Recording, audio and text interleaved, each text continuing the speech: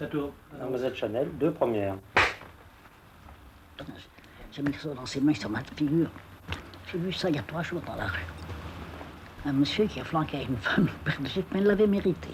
Je l'ai regardé depuis un moment, je me disais, si elle ne sautait pas, elle va se faire envoyer une bonne claque. Elle l'a reçue.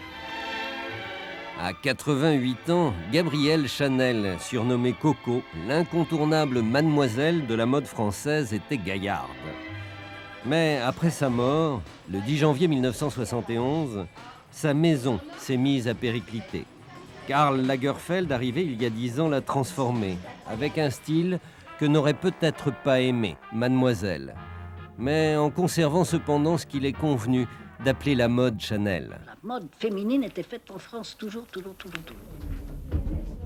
Quelques jours avant la présentation de la collection Printemps-été 91, l'ambiance dans l'atelier n'est plus aussi tendue qu'au temps de Mademoiselle Chanel. Cette perpétuelle anxieuse perfectionniste faisait défaire et refaire ses modèles jusqu'à la dernière minute. On ne travaillait pas de la même façon avant la guerre. On ne faisait pas tous les modèles. C'est les premiers qui présentaient des toiles après leurs idées et puis on taillait là-dedans. La méthode était très différente. Les gens achetaient même des croquis à l'extérieur. Et puis de travailler comme elles travaillent et comme les gens travaillaient à partir des années 50, ça n'existait pas avant. Avant, c'était vraiment des immenses affaires parce qu'il ne faut pas oublier qu'une robe de couture, toute proportion gardée, ne coûtait pas plus cher qu'une chose de prêt-à-porter du luxe aujourd'hui. Hein. Le samedi 9 janvier 1971, la fièvre règne dans ce même atelier où tous les employés attendent fébrilement l'arrivée de Coco Chanel. Mademoiselle, qui vit au Ritz, donne ses dernières recommandations à sa plus proche collaboratrice. J'arrivais au Ritz et puis elle était presque prête et je m'asseyais à côté d'elle pendant qu'elle se maquillait puis je lui expliquais tout quelle serait la journée. En époque de collection, elle rêvait beaucoup, elle était assez somnambule et elle ne savait pas dessiner, mais elle prenait des dessus de lit, des vêtements, elle coupait des vêtements très souvent, elle coupait des vêtements dans les draps, dans les choses comme ça. Lorsque j'arrivais, de sorte qu'elle me montrait ce qu'elle avait fait dans la nuit, et elle essayait d'expliquer ce qu'elle souhaitait pour que je puisse le mettre sur un papier pour s'en souvenir. Puis vers midi, comme d'habitude, c'est le branle-bas de combat lorsque les 2 femmes arrivent rue Cambon. Tout le monde se cachait, parce qu'on avait peur. Quand Mademoiselle arrivait, on disait, mon Dieu, qu'est-ce qu'elle va nous dire? Alors, on faisait le vide dans le grand escalier, vous voyez. Il y avait presque personne qui passait. Et avant qu'elle arrive, comme je prévenais, Mademoiselle va arriver, on parfumait l'escalier pour qu'elle monte dans ses appartements. Avec quel parfum? Le 5, vous demandez. Mademoiselle Chanel n'a toujours pris que le 5, c'est évident. Qu'est-ce qu'il y a de plus difficile dans votre métier? Permettre aux femmes de bouger aisément, ne pas se sentir déguisées, ne pas changer d'attitude, de manière d'être selon la robe dans laquelle on les a fourrées, c'est très difficile. Et ça, comment dire, je crois que c'est le don que je possède, enfin si tant est que ce soit un don, je crois que je l'ai. Le dernier samedi de sa vie, elle s'installe dans le grand salon pour voir défiler les nouveaux modèles qu'elle a imaginés. Chanel croyait à sa mode. Et c'est très troublant de comprendre que cette silhouette qu'elle a imposée au monde, c'était la sienne. C'était sa minceur, c'était ses armes, c'était ce avec quoi elle avait séduit, elle avait été aimée, elle avait plu. Et jusqu'à la dernière heure, elle s'est appliquée à le créer pour une femme. Chanel était quelqu'un de très solitaire à la fin de sa vie et finalement, le samedi et le dimanche, elle supportait mal de rester seule. Alors, il y avait des amis qui venaient la voir, mais la plupart du temps, elle était seule. Elle avait horreur de rester seule. Et alors, après un déjeuner, peu importe si le déjeuner était passionnant, moins selon les moments, selon les jours, mais il y avait le fameux passage de la porte avant de descendre l'escalier. Combien d'amis, combien de personnes, même pour ne pas rester seule, sont restés debout avec elle 2 heures entre les 2 portes avant de descendre. Tellement effrayée par la solitude, elle s'était prise d'affection pour François Mironet, un homme de 50 ans, son cadet. La première fois que je l'ai écouté parler, ça a duré de 2h l'après-midi, c'était un samedi après-midi, jusqu'à 9h le soir, sans arrêt. Une femme qui n'est pas aimée est une femme nulle, et puis après c'est tout. À quel âge qu'elle est. Jeune, vieille, mère, amante, tout ce que vous voudrez, Une femme qui n'est pas aimée est une femme perdue. C'est une relation filiale qui, à un certain moment, s'est dégradée et est passée vers le sentiment amoureux à 2 reprises. Une fois dans la voiture, et j'ai quitté la voiture très vite. Et une fois à Lausanne, en parlant à table devant témoins, elle m'a proposé de l'enlever, de nous marier. Et là aussi, j'ai quitté la table. Oui, elle avait vraiment des relations passionnelles avec tous ceux qui l'approchaient. Je veux dire, ce n'est pas qu'avec moi. C'était quelqu'un qui abordait la vie comme une tempête. Et les relations étaient toujours ainsi, c'était toujours extrême. C'était aussi bien quand elle travaillait que quand elle vivait son quotidien entre les moments de travail et les moments de création. C'était toujours des relations très, très passionnelles. Autoritaire, abusive, cette géniale vieille demoiselle indigne, grande prêtresse de la haute couture française, n'avait plus guère d'amis à l'approche de ses derniers jours. Il se comptait sur les doigts de la main, ce qui n'était pas le cas de ses détracteurs. Je crois qu'elle était tellement méchante qu'elle était fâchée avec tous ses amis et qu'elle s'est retrouvée tout seule. Et ça arrive à tout le monde, mais il n'y a pas que les créateurs qui peuvent être tout seuls. Ça, c'est une question de personnalité plus que de métier. Mais les métiers a bon dos de dire que c'est le métier. Moi, je pense que c'est une simple question de personnalité. Hein. Parce qu'il y a d'autres cas, regardez, des femmes comme Alain Dietrich, elle est très seule aussi, mais si c'est des gens qui étaient tellement méchants avec leurs amis qu'à la fin, ils se retrouvent tout seuls. Ça, on ne va pas pleurer là-dessus. Hein. Terrible coup de patte de celui qui a repris la griffe Chanel. Mais ceux qui travaillaient avec elle jusqu'à son dernier jour ne le désavouent pas.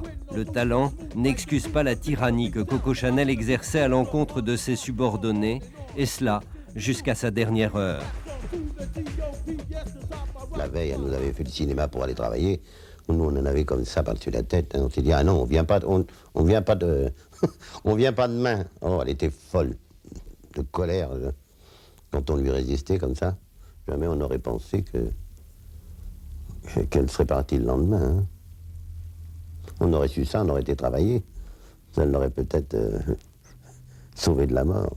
Elle me disait, regardez-moi ça, elles ne veulent pas travailler. Ces ouvrières, on n'aura jamais fini. Parce qu'on travaillait toujours 2 dimanches et 2 samedis, les veilles de collection. Sans compter nous qui restions le soir pour présenter les modèles, les mannequins. Et le samedi, elle disait, il faut que je fasse pleurer Manon. Il faut qu'elle arrose la collection. Et c'était une superstition pour elle. Alors j'avais une amie qui me disait, pince-toi, pense à quelque chose. Pleure, elle va être contente. Elle va être contente, la collection va être arrosée.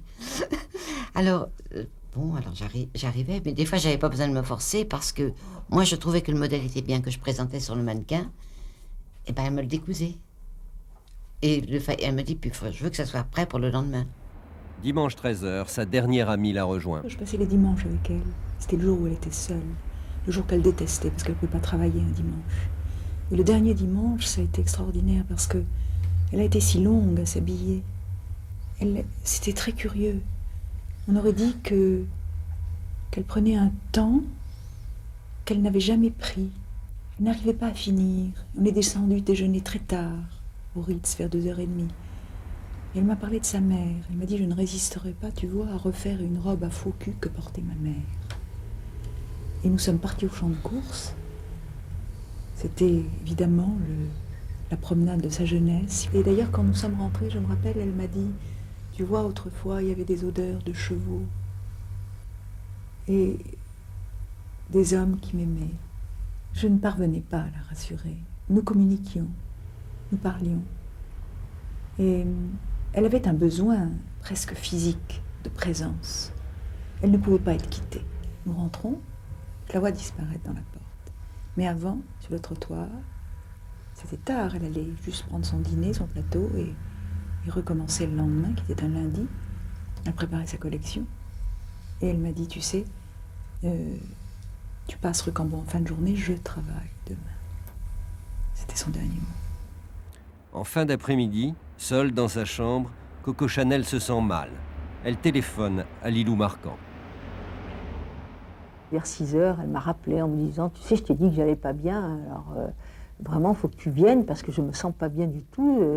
Je crois que je suis en train de mourir, tout simplement. Je dis, mais oui, mademoiselle, non. Pour quelqu'un qui va mourir, vous avez une très bonne voix. Et je ne le croyais pas du tout. Je pensais que c'était comme toujours, quoi. Elle m'a toujours dit qu'elle ne se sentait pas bien, qu'elle allait mourir quand elle voulait me voir. Je suis tellement préoccupée de ce que je suis en train de faire que ça m'abrutit complètement. Je pense que dans 4 ou 5 jours, je vais avoir une collection à montrer. Ça me tue.